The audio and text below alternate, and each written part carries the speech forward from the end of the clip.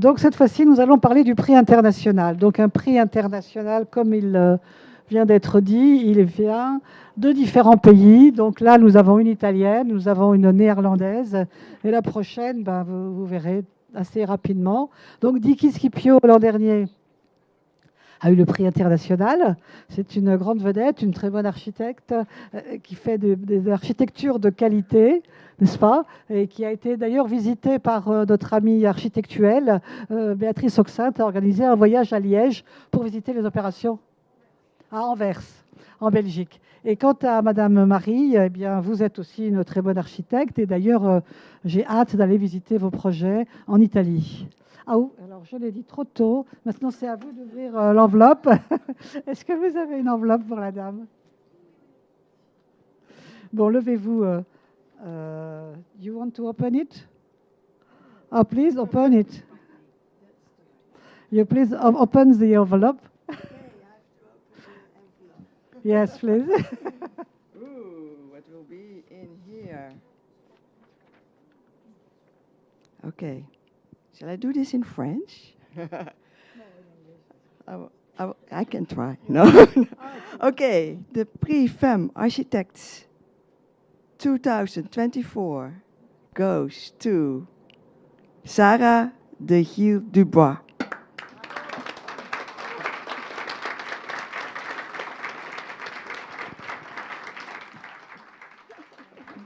So, for a while, nous allons avoir Madame Marie qui va donner quelques mots au sujet du prix international. C'est à vous qui parlez, c'est à vous de parler. Yes. En général. Pardon pour mon français. I will try to speak. Le prix Femme Architecte a été créé en 2013, mais la session prix international a été rajoutée en 2017. Le prix des femmes architectes est ouvert à toutes les femmes architectes du monde, des autres pays, et toutes les femmes d'une part représentent une richesse de savoir-faire et de pratiques. Et je pense que les femmes françaises sont ravies de rencontrer leurs consorts internationaux et ces échanges permettant de s'enrichir mutuellement.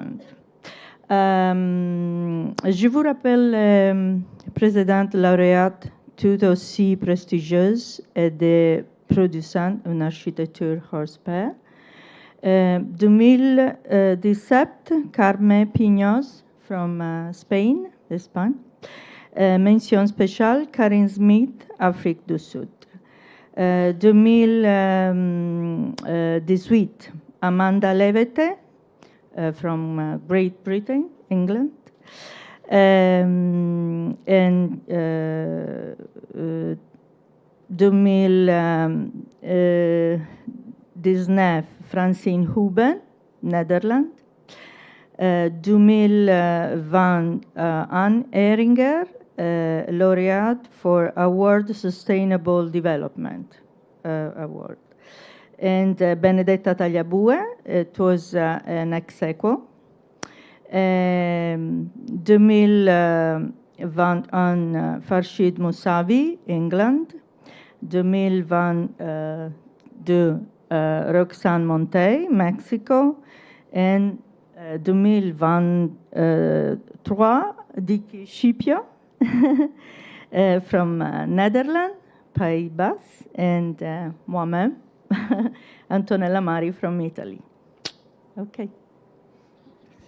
Merci beaucoup. Diki, will you say some word about this fantastic work of Sarah de Gilles Dubois? Of course, I will tell something. Sarah, I'm really happy that you're here and that we could select you. Listen, when I got this prize, I was wondering, why are there so few female architects of quality? And do you translate me? Yeah. Looks nice. Okay. And you know, one of the parts of winning the prize is that they ask you to be part of the jury for next year. So you know that already. And what you see there is that there are so many really, really good architects, female architects. And I was wondering, why is it that nobody knows us? And I think that it has nothing to do with the quality. It has to do with maybe we are too modest. We have to stand out and claim our right to be in picture of architecture field, right? And Please, can I? yeah. Can I interrupt? It's gonna be too long for me. Okay, sorry. Si je dois dire, je sais pas pourquoi ça marche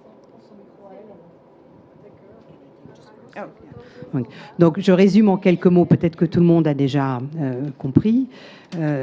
Donc, Diki, qui était lauréate l'année dernière, qui a reçu ce prix l'année dernière, qui s'est demandé au fond comment est-ce qu'elle avait été choisie et pourquoi est-ce qu'elle était lauréate, elle a compris cette année, elle a fait partie du jury et elle a eu la chance aussi donc, de découvrir plein de talents qu'elle ne connaissait pas et s'est demandé en fait pourquoi toutes ces femmes ne sont pas connues, pourquoi on ne connaît pas tout leur travail. Donc l'idée de faire connaître en fait tous ces talents. Okay. Does this work? Ouais. Yeah? No? So we change again? Yeah, okay. Okay, so to summarize, we are too modest.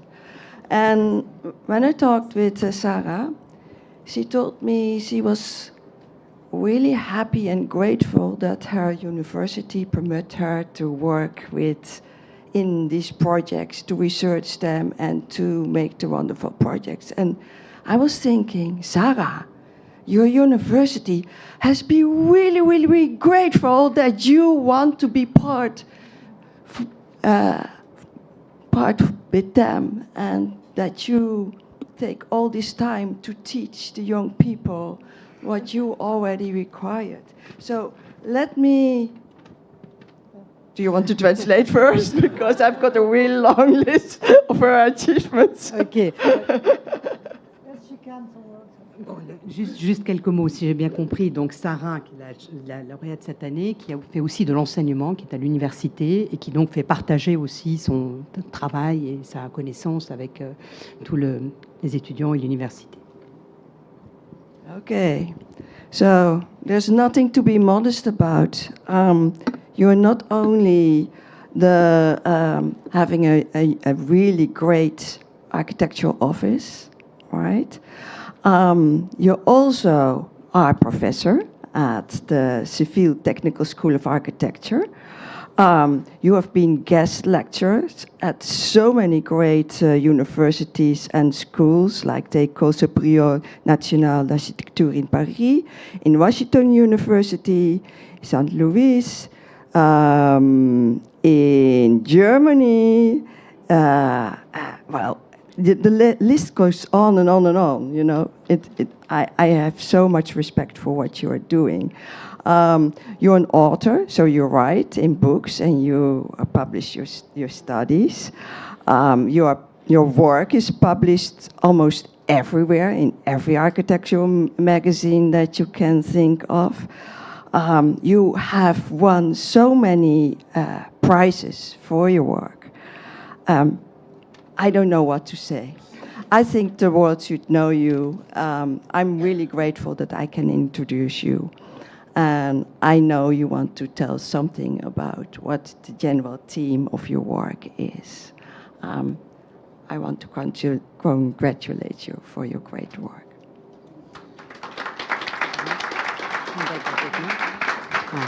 Donc, Sarah est non seulement une architecte, excellente architecte, mais aussi une enseignante formidable qui enseigne dans les universités, qui est également invitée dans un nombre très important d'universités à travers le monde.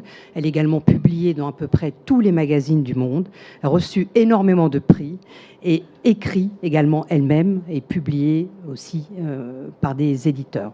Donc, Diki insiste combien elle est fière et heureuse de pouvoir avoir Sarah et de lui remettre ce prix.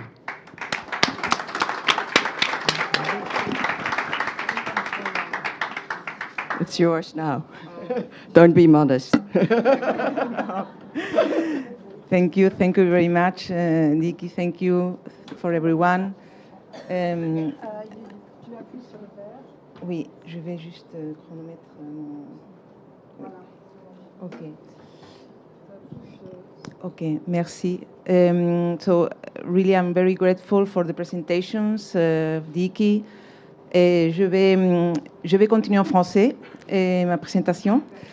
Et je voudrais tout d'abord remercier au jury d'avoir reconnu mon travail, mon trajectoire. Vraiment, la présentation est vraiment, je ne vais pas dire exagérée parce que c'est vrai, mais c'est vraiment un honneur de l'écouter et de voir que vous êtes ici aussi pour célébrer ce prix. Et je voudrais aussi remercier Arva et Catherine pour tout ce fantastique travail qu'il a fait depuis 12 ans et pour faire ressortir le travail des femmes architectes. C'est vraiment formidable. Et aussi, je voudrais féliciter à tous les autres collègues qui ont été lauréats aujourd'hui ce soir, mais aussi à tous celles qui n'ont pas été lauréats, mais que juste seulement le fait de se dédier à l'architecture comme professionnel, de dessiner, de faire des conceptions des projets et surtout de suivre la construction, c'est quelque chose très dur, mais formidable. Et c'est ce genre de prix de reconnaissance qui nous donne la force pour continuer et pour se dire que ça vaut vraiment la peine, non? Et surtout j'ai vu aussi mes collègues et c'est fantastique de voir le travail et comment on peut aider à la société pour faire une meilleure ville, une meilleure société. Et surtout que les personnes puissent valorer le travail qu'il y a derrière un travail d'un architecte.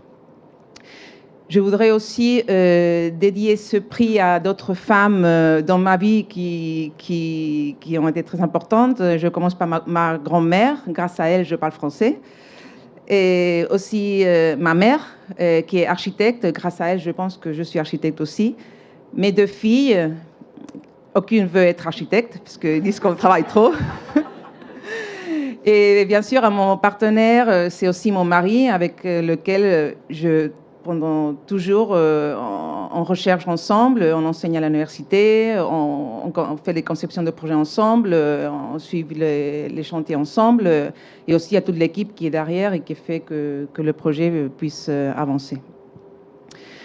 Alors, comme j'ai bien dit, je suis considérée étrangère ici en France parce que je suis née à Séville, je travaille là-bas, mon agence est espagnole, MGM Morales de Giles Arquitectos.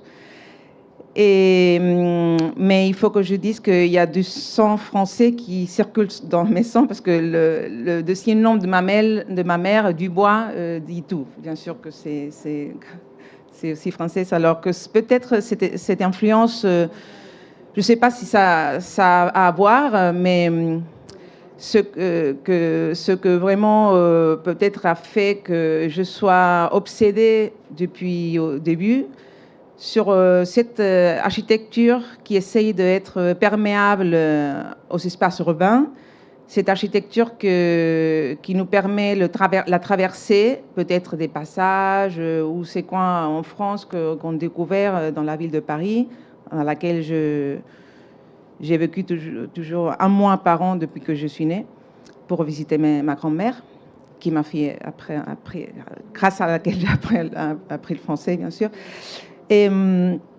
Et aussi, c'est quelque chose que j'admire beaucoup en France et que j'aimerais bien qu'une fois on puisse apprendre l'Espagne, c'est justement cette comment dire, considération de la ville comme un espace dans lequel on peut hybrider les programmes, faire que la ville soit 24 heures sur 24 vie dans laquelle on peut vraiment avoir des opportunités de créer des espaces de relation pour que la société puisse se rencontrer et partager. Alors, c'est justement, je vais profiter pour montrer quelques projets dans lesquels on a eu l'opportunité de travailler sur ce concept d'une architecture perméable, perméable aux espaces urbains, qui puisse aussi activer l'espace urbain, que l'architecture, ce n'est pas un objet sur un tableau d'échecs, sinon que c'est vraiment une opportunité de faire une transition entre l'architecture et l'espace urbain comme un unique élément. Et surtout, la possibilité de créer cet espace de relation que normalement, dans la ville, on trouve plus. C'est plus difficile de le trouver car la ville commence à être un espace très, comment dire, très privé. Non? On commence à avoir beaucoup de privatisation. Alors, il y a parfois qu'on a l'espoir que les espaces publics, les bâtiments publics puissent retourner cet espace de relation. Alors, oui, alors j'ai 5 minutes encore. Ça fait 5 minutes que j'ai commencé. J'ai mon chronomètre ici, parce que je sais que... Alors, je vais passer vite. Alors, ce premier projet, c'est un bâtiment universitaire. Juste, je vous ai montré, c'est un bâtiment qui est sur un campus de l'architecture moderne, Pablo de la Vide. Et le plus important, c'était de créer un espace, un bâtiment qui se lève pour donner à l'intérieur la possibilité de créer un espace de relation entre les étudiants, les professeurs et tout le campus universitaire. Ça, c'est le plan du projet qui essaye de montrer justement comment un bâtiment qui peut se superposer sur la campagne, parce que c'était un grand campus très relationné avec le champ. Alors, c'est un campus pas urbain, sinon très relationnel avec la nature. Alors, justement, grâce à ça, on a pensé à un bâtiment qui pouvait se mettre n'importe où dans le champ de cultive.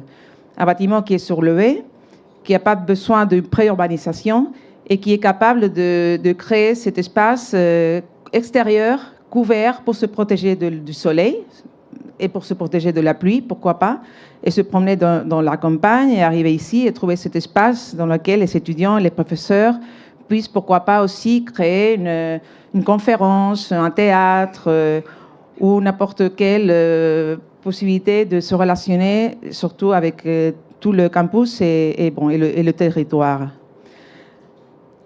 Et en continuant avec un bâtiment public, en ce cas, c'était un hôpital, un centre de recherche. Et c'était une opportunité aussi de créer un bâtiment qui va être 24 heures ouvert, 365 jours par an. Et c'était l'opportunité d'expérimenter pourquoi pas on peut faire un bâtiment aussi perméable pendant tout ce temps, un bâtiment aussi difficile parce que bon, c'est un moment où c'est un critique dans lequel les personnes sont malades. On vient ici pas pour s'amuser, mais on avait la possibilité de créer aussi un hall urbain à travers le bâtiment qui peut servir comme un passage entre deux rues et qui nous permettait aussi mélanger un peu des usages comme les restaurants, les espaces de consulte externes et un espace de recherche qui tout puisse passer au même espace à l'intérieur. Cette superposition des usages avec aussi des chambres de séparation qu'on avait sur le sous-sol, on levait le bâtiment justement pour donner cette éclairation naturelle.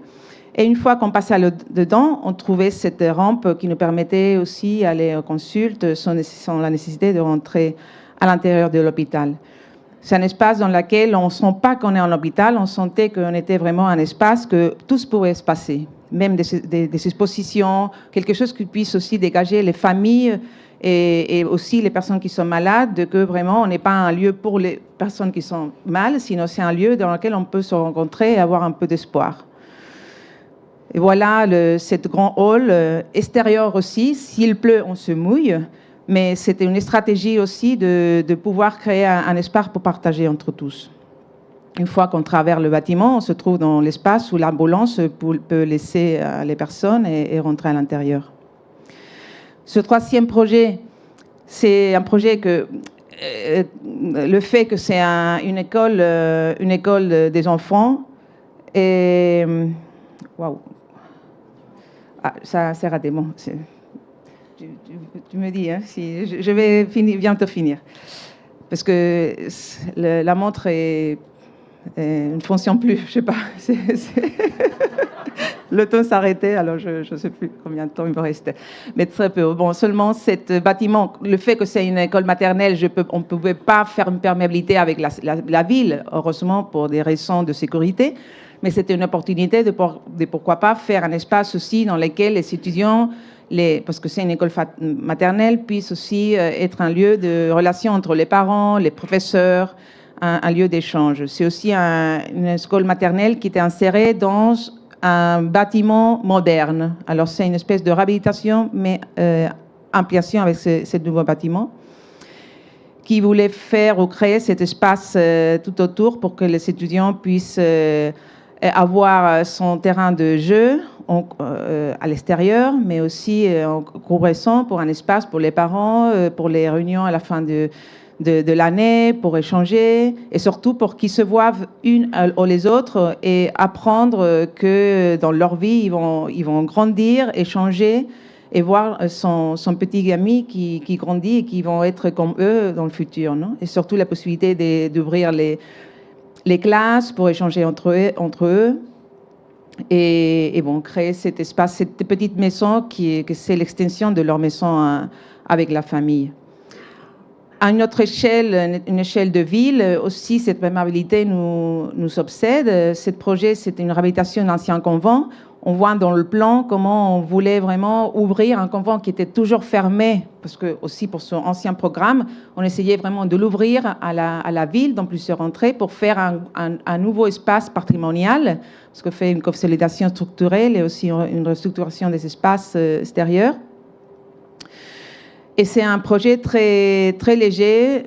On a pratiquement laissé le patrimoine parler, on laissé les couches pour qui racontent tous les siècles qui ont passé à travers ce convent et surtout l'importance de la faire perméable et transitable pour les handicapés.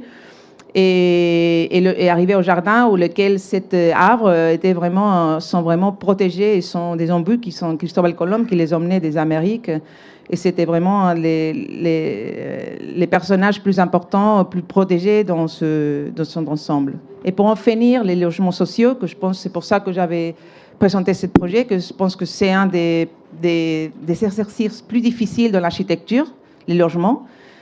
Et ça, c'est une petite réhabilitation à Cadiz. Encore une fois, on voulait introduire un petit local pour les voisins, pour essayer de faire ou de créer une nouvelle rue intérieure, pour créer cette perméabilité et avoir cette mixité entre l'espace public, l'espace collectif et les espaces privés. Une transition entre cette espèce d'espace. On crée une rue intérieure et grâce à qu'on a cavé, on pouvait reposer en dessous cette nouvelle architecture. Ça, c'est la rue intérieure, les espaces des voisins. Et avec ça, je voulais encore remercier à tous. Merci beaucoup. Et enchantée.